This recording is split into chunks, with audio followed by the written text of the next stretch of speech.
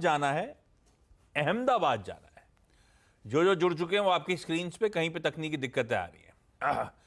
तो पहले जा रहा हूं तान्या जी के पास, गाजियाबाद। तान्या मैम, हाय, good afternoon. Good afternoon Ashish ji. Tanya ma'am, पहला सवाल कौन सा? जी, पहला सवाल है मेरा। मैं मेदांता के आईपीओ के टाइम से 88 शेयर्स होल्ड कर रही हूँ। तो नमस्कार रजत सर। मेरे रजत सर से ये नमस्कार। सवाल है कि क्या मैं इसमें प्रॉफिट बुक करके उसको मैं कोई और हॉस्पिटल शेयर में इन्वेस्ट करूं, लाइक नारायणा हृदयालय या किम्स? क्यों? अगर हॉस्पिटल में रहना है तो मेदांता में क्या दिक्कत? नहीं, दिक्कत कोई नहीं है, पर मुझे लगा कि I think the money has tripled by now, so should I book profit? तो लंबा चार्ट खोलिएगा अनुज जी बोलते रहते हैं मेदांता कि का एक ग्लोबल। तो पहले सवाल को सॉल्व कर देता हूँ। ग्लोबल हेल्थ का पहले लंबा चार्ट खोलिए। राइट, एक आज क्या क्या दिखा रहे हैं। तो 2-3 गुना हो गया, ये तो रीजन नहीं हुआ किसी से एग्जिट करने का। नॉट दूसरा मल्टीप्लाई करेगा कि यही आगे अच्छा करेगा, ये तो खैर रजत आंसर करेंगे। रजत, ये सही है क्या? आईपीओ के समय से बहुत बड़े रिटर्न मिल रहे हैं, मुनाफा बांध लो और किसी और हॉस्पिटल स्टॉक पे स्विच कर जाओ। कोई और बेहतर दिख रहा है ग्लोबल हेल्थ से या नहीं? देखिए, ये मेदांता जो है, इसमें मैं पहले उनको एक चीज कहना चाहूंगा कि ये कंपनी का अगर चार्ट आप देखेंगे, मतलब इसका जिस तरीके से मूवमेंट हुआ है, ये अपना बॉलिंजर बैंड का अपर लेवल से टकराते हैं और 9 डे एक्सपोनेंशियल मूविंग एवरेज के ऊपर सपोर्ट लेके ऊपर चलता है। अभी तक वही मेंटेन करते गया है। 200 डे मूविंग एवरेज, 50 डे सभी ऊपर की तरफ जा रहे हैं। मैम, आपको मैं ये बोलना चाहूंगा कि जिस कंपनी आपको इतना अच्छा फायदा दे रहे हैं, उसमें अभी तक कोई सेल सिग्नल नहीं दिखाई दे रहा है, तो आपको इससे निकलना नहीं चाहिए। 900 के नीचे जाता है तब सोचिए कि हाँ, प्रॉफिट बुक करके निकल जाए कि नहीं। और एक छोटी सी चीज, जब आप हॉस्पिटल स्टॉक में इन्वेस्ट किए हैं, तब ये देखिएगा कि जिस हॉस्पिटल स्टॉक में आप पैसा लगा रहे हैं, उसका जो हॉस्पिटल है उसका उम्र कितना हुआ है। 7 साल के बाद में हॉस्पिटल स्टॉक में बहुत जोर से ऑपरेटिंग लिवरेज का जो माने बैकवर्ड, जो पीछे से मतलब टेल विंड जो आता है, वो टेल विंड आपको दिखाई देगा। तो ये कंपनी का हॉस्पिटल है, अगर ऑलरेडी काफी हद तक चल चुके हैं, उसके बाद में आईपीओ आए हैं, तो आपको कोई खतरा नहीं पैदा होगा। इसमें बने रहिए। इसका long term, short term, medium term सब ट्रेंड आप ट्रेंड में है, इसमें बने रहना ही आपके लिए बेहतर होगा। चलिए, बने रहिए जब तक 900 के लेवल्स वायलेट नहीं हो रहे। वही आपका इस केस में स्टॉप लॉस होगा। भोपाल जा रहा हूं निवेदिता शर्मा जी के पास। निवेदिता मैम, क्या हालचाल भोपाल के? कैसी है भोपाल झील? बढ़िया है। सबसे पहले तो आपको नमस्कार और रजत जी को नमस्कार। भोपाल बिल्कुल ठीक है, आइए आप भोपाल। मैं आके गया अभी कुछ ही दिन पहले। अभी ये लोग छुट्टी देंगे नहीं और मुझे फिर से। वैसे ही भड़क रहे थे, लंबी छुट्टी पे चला गया।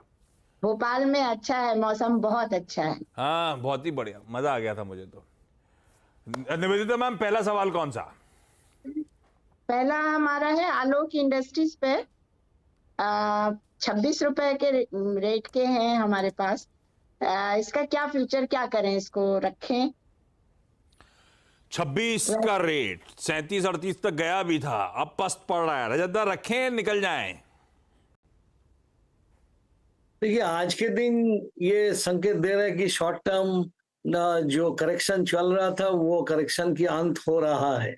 अगर ये अंत सच्ची में हुआ कि नहीं, वो 1-2 दिन में समझ में आ जाएगा। मतलब 32-33 रुपया के ऊपर अगर ये सस्टेन कर पाए, तब इसमें से आपको निकलने की कोई जरूरत नहीं है। नहीं तो वो जब 32-33 को पार करने की चेष्टा करे और उसको नहीं कर पाए, तब आप इसमें से प्रॉफिट बुक करके निकल जाएगी। होपफुली थम सकता है। पिछले कुछ दिन तो पेनफुल गए हैं इसके। तान्या मैम, अगला सवाल। मैं वोकहार्ट लिमिटेड होल्ड कर रही हूँ 2 साल से 575 के कॉस्ट प्राइस से।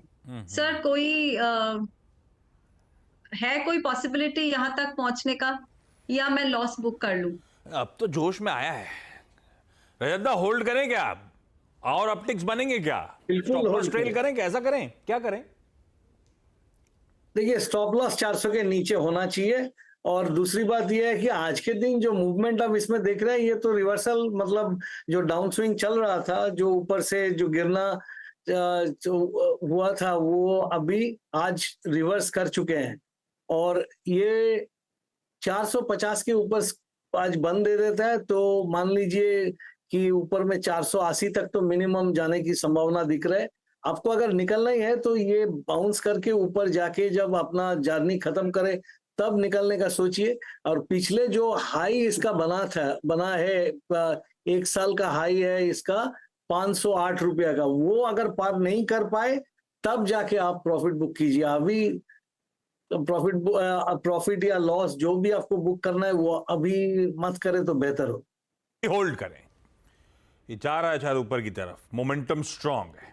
निवेदिता मैम, आपका अगला सवाल, आलोक इंडस्ट्रीज के बाद अगला कौन सा?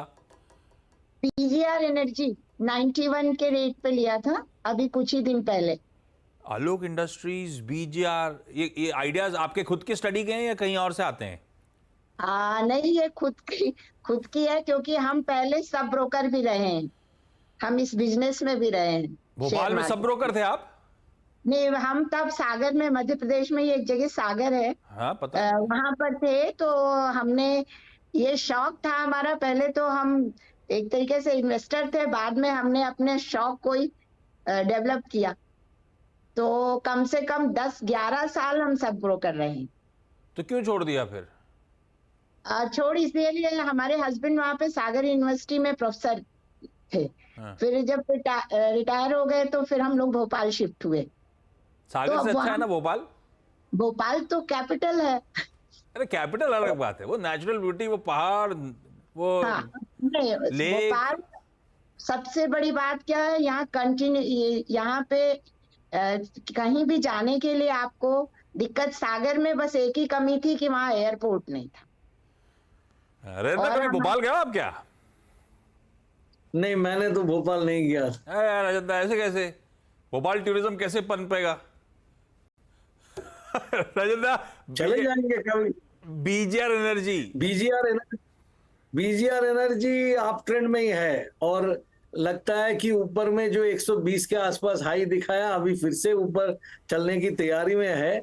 अगर 110 पार नहीं कर पाए तब आप जाके सोचिए कि आप प्रॉफिट बुक करेंगे या नहीं। बट फिलहाल ये आप ट्रेंड बरकरार है तो इसमें बने रहना ही बेहतर होगा। क्योंकि देखिए जो बाजार पे 1-2 दिन में जो आप देखे हैं वो एक घटना घटी उसी के कारण हुआ है।